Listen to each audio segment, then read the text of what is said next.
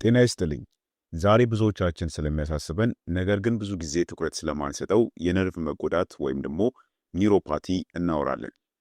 እግራችሁ ወይም ደግሞ እጃችሁ መደንዘዝ፣ መውጋት ወይም ደግሞ ማቃጠል ጀምሯል። እነዚህ ስሜቶች እንዲሁ በራሳቸው የሚመጡ ተራ ነገሮች ሳይሆኑ ነርቮቻችን አደጋ ላይ መሆናቸውን የሚጠቁሙበት መንገዶች ናቸው። በተለይ የስኳር በሽታ ያለባችሁ ወይም የቫይታሚን እጥረት ያለባችሁ ሰዎች እነዚህን 5 ምልክቶች ማወቃችሁ ሕይወታችሁን ይታደጋል።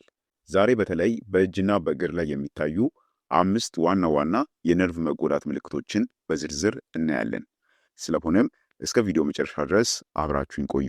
ከዛ በፊት ግን የምሰራቸው አስተማሪ የጤና ቪዲዮዎች ላይክ ያንሳችኋልና ላይክ ማድረግ ጀምሩት። መልካም ቆይታ። አንደኛውና የመጀመሪያው ምልክት የመደንዘዝ ስሜት። የነርቭ መጎዳት በሚከሰትበት ጊዜ በብዛት የሚታየውና የመጀመሪያው የማስጠንቀቂያ ምልክት የመደንዘዝ ስሜት ነው። ይህም ስሜት ብዙውን ጊዜ የሚጀምረው ከእግር ጣቶች ወይም ደግሞ ከእጅ ጫፎች ሲሆን ቀስ እያለም ወደ ላይኛው የሰውነት ክፍል ይሰራጫል። ተጎጂው እግሩን ወይም ደግሞ እጁን እንደ ባዕድ ነገር ሊሰማው ይችላል። ለምሳሌ መሬት ሲረግጥ ልክ እንደ ጥጥ ወይም ደግሞ እንደ ካልሲ የሆነ ነገር መሃል ላይ እንዳለ ሆኖ ሊሰማው ይችላል። ይህም የሚሆነው የአካባቢ ነርቮች ይሄ ማለት ፔሪፌሪያል ነርቭ የሚባሉት የመነካካት ስሜትን ወደ አእምሮ በትክክል ማስተላለፍ ሲያቅታቸው ነው። ብዙ ሰዎች ይህንን ስሜት እጄን ወይም ደግሞ እግሬን አላዘዝኩትም በማለት ይገልጹታል። ይህ ምልክት ችላ ሊባል የማይገባውና ነርቮቻችን ከፍተኛ የሆነ የኦክስጅን ወይም ደግሞ የደም ዝውውር እጥረት እያጋጠማቸው መሆኑን የሚጠቁም ነው። ሁለተኛ ምልክት ውጋትና ልክ እንደ መርፌ የመውጋት ስሜት መሰማት። የነርቭ መጎዳት በሚኖርበት ጊዜ ብዙ ሰዎች እግሬን ወይም ደግሞ እጄን በብዙ መርፌዎች የሚወጉኝ ያክል ይሰማኛል ብለው ያማርራሉ። ይህም ስሜት በሕክምናው ዓለም ፓረስቴዣ ተብሎ የሚጠራ ሲሆን ነርቮች መደበኛውን ስራቸውን መስራት አቅቷቸው የተሳሳተና የተዘበራረቀ የኤሌክትሪክ መልእክትን ወደ አእምሮ ሲልኩ የሚፈጠር ነው። ይህም ውጋት በተለይ ሰውነት እረፍት በሚያደርግበት ጊዜ ወይም ደግሞ ምሽት ላይ ተኝታችሁ እንቅልፋችሁ ሊወስዳችሁ ሲል ይበረታል። ስሜቱ ልክ እንደ ንዝረት ወይም ደግሞ እንደ መውጋት ሊሰማችሁ ይችላል። ይህ ምልክት ነርቮቻችሁ እየቆሰሉ ወይም ደግሞ መከላከያ ሽፋናቸው እየተላጠ መሆኑን የሚጠቁም ግልጽ የሆነ የሰውነት ጩኸት ነው። ሶስተኛ የማቃጠል ስሜት። የነርቭ መጎዳት ይሄ ማለት ኒውሮፓቲ ሲባባስ መደበኛው የመደንዘዝ ስሜት ወደ ከፍተኛ የሆነ የማቃጠል ስሜት ይለወጣል። ብዙ ተጎጂዎችም በተለይ የእግር ጫማቸው ላይ ልክ እንደ እሳት ወይም ደግሞ እንደ ፍም የመፋጀት ስሜት እንደሚሰማቸው ይገልጻሉ። ይህም ስሜት አንዳንዴ በጣም ከመክበዱ የተነሳ ቀጭን ካልሲ ወይም ደግሞ ብርድ ልብስ እንኳን እግር ላይ ሲያልፍ እንደ መቆርቆርና እንደ ማቃጠል ሊሰማ ይችላል። ይህም የሚሆነው የህመም ተሸካሚ ነርቮች ይሄ ማለት ፔን ፋይበርስ የምንላቸው ከመጠን በላይ በመቆጣታቸው ምክንያት አእምሮ አካባቢው ላይ ከፍተኛ ሙቀት ወይም ደግሞ ቃጠሎ እንዳለ አድርጎ ስለሚተረጉመው ነው። ይህም ምልክት በተለይ በሌሊት እንቅልፍ የሚነሳና የሰውን የዕለት ተዕለት ኑሮም ጥራቱን በእጅጉ የሚቀንስ የነርቭ መጎዳት ትልቁ ደረጃ ነው። አራተኛ የህመም ስሜት መጥፋት ወይም ደግሞ የህመም ስሜት አለመሰማት። ይህ ምልክት ዝምተኛው ገዳይ ሊባል ይችላል። ምክንያቱም ነርቮቹ በጣም ከመጎዳታቸው የተነሳ ለህመም የሚሰጡት ምላሽ ሙሉ በሙሉ ይቆማል። አንድ ጤነኛ ሰው እሾህ ሲወጋው ወይም ደግሞ እግሩ ሲላጥ ወዲያውኑ ህመም ይሰማዋል። የነርቭ መጎዳት ያለበት ሰው ከሆነ ግን እግሩ ቢቆስል ቢቃጠል ወይም ደግሞ ቢደማ እንኳን ምንም ላያውቀው ወይም ደግሞ ላይሰማው ይችላል። ይህም ሁኔታ በተለይ ለስኳር ታማሚዎች ትልቅ አደጋ ነው። ምክንያቱም ትንንሽ ቁስለቶች ሳይታወቁ ቆይተው ወደ ከባድ ኢንፌክሽን አልፎ ተርፎም እስከ አካል መቆረጥ ድረስ ሊያደርስ ይችላል። አእምሯችሁም ከእግራችሁ ወይም ደግሞ ከእጃችሁ የሚመጣውን የአደጋ ጥሪ መስማት አቁመዋል ማለት ነው። ስለዚህ ምንም አይነት የህመም ስሜት አለመሰማት ከባዱ የነርቭ ህመም ወይም ደግሞ የነርቭ ጉዳት ምልክት ነው። ይህም እንዴት ይገለጻል? ለምሳሌ አካላችሁን ወይም ደግሞ እግራችሁን ሊሆን ይችላል፣ እጃችሁን ሊሆን ይችላል።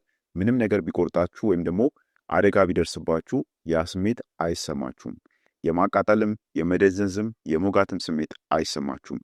ይህ ማለት እንግዲህ ነርቮቻችሁ በከፍተኛ ሁኔታ መጎዳታቸውን ያሳያል ማለት ነው።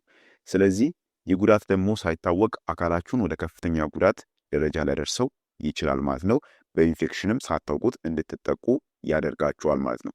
ለዚህ ነው ለስኳር ህመምተኞች በጣም ከፍተኛ የሆነ አደጋ ነው የተባለበት ምክንያት እግራቸውን እስከ መቆረጥ አካላቸውን እስከ መቆረጥ ሊያደርሳቸው የሚችል ኢንፌክሽን እስኪከሰትባቸው ድረስ ምንም አይነት ህመሙን ወይም ደግሞ ስሜቱን አያውቁትም ማለት ነው። ስለዚህ የህመም ስሜት አለመሰማት ከባዱ የነርቭ ጉዳት ምልክት እንደሆነ መረዳትና ማወቅ ያስፈልጋል። አምስተኛና የመጨረሻው የጡንቻ መዛልና መንቀጥቀጥ። ነርቮች ከአእምሮ ወደ ጡንቻዎች የሚያስተላልፉት የትዕዛዝ መልእክቶች ማስተላለፍ ሲያቅታቸው ጡንቻዎች መስራት ያቆማሉ ወይም ደግሞ ይዝላሉ። በዚህ ጊዜ ተጎጁ በእጁ የያዘው ዕቃ ለምሳሌ ብርጭቆ ሊሆን ይችላል ወይም ደግሞ ስልክ ሊሆን ይችላል፣ ሳያውቀው ከእጁ ሊያመልጠው ይችላል። በእግሩ ላይም ደግሞ ሚዛን የመጠበቅ ችግር፣ የመሰናክል ወይም ደግሞ የደካማነት ስሜትን ያሳያል። ነርቮቹ ለረጅም ጊዜ መልእክት ካላስተላለፉም ጡንቻዎቹ ቀስ በቀስ እየሳሱና እየተኮማተሩ ይሄዳሉ ማለት ነው። ይህንን መስል አትሮፊ እንለዋለን። ይህ ምልክት የነርቭ መጎዳቱ ከስሜት ህዋሳት አልፎ ወደ እንቅስቃሴ መቆጣጠሪያ ነርቮች ወይም ደግሞ ሞተር ነርቭስ መሸጋገሩን የሚያሳይ ምልክት ነው ማለት ነው። ስለዚህ ጡንቻዎቻችሁ ይደክማሉ፣ መስል ዊክነስ ይከሰታል፣ ማለትም የምትይዙትን ነገር መጨበጥ አትችሉም ማለት ነው። ይህም ታዲያ ነርቮቻችሁ በከፍተኛ ሁኔታ መጎዳታቸውን የሚያሳይ ግልጽ ምልክት ነው ማለት ነው። ስለዚህ እነዚህ የተመለከትናቸው 5 ምልክቶች በተለይ በዋነኛነት የነርቭ ጉዳት በእጅና በእግር ላይ ምን አይነት ስሜትን ያስከትላል የሚሉትን የሚገልጹ ምልክቶች ናቸው ማለት ነው።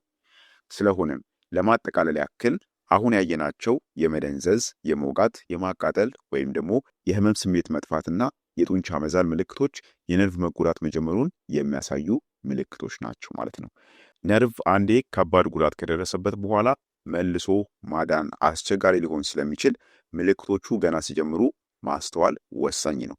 ስኳራችሁን በመቆጣጠር የተመጣጠነ ምግብ በመመገብና በቂ ቫይታሚኖችንም በማግኘት ነርቮቻችሁን መጠበቅ ትችላላችሁ። እነዚህ ምልክቶች ከታዩባችሁ ግን ሳትዘገዩ የነርቭ ሐኪምን ማማከራችሁን አትዘንጉ። ጤናችሁ ትልቁ ሀብታችሁ ነው። ሁልጊዜም ቢሆን ይህንን መያዝ አለባችሁ። ይህ መረጃ ጠቃሚ ነውና ለሌሎችም ተደራሽ እንዲሆን ቪዲዮን ላይክ እንዲሁም ደግሞ ሼር ማድረጋችሁን አትርሱ። እንዲሁም ደግሞ ቻናሉ አዲስ ቻናል ስለሆነ ሰብስክራይብ እያደረጋችሁ ቤተሰብ ሁኑ። በጣም ጠቃሚና አስፈላጊ የሆኑ የጤና ትምህርቶችን የምለቅበት ቻናል ነው። ለዛሬ በዚህ ያበቃው። በቀጣይ ደግሞ በሌላ አስተማሪ የጤና ትምህርት የምንገናኝ ይሆናል። እስከዛው በጤና ቆዩልኝ። ቻው።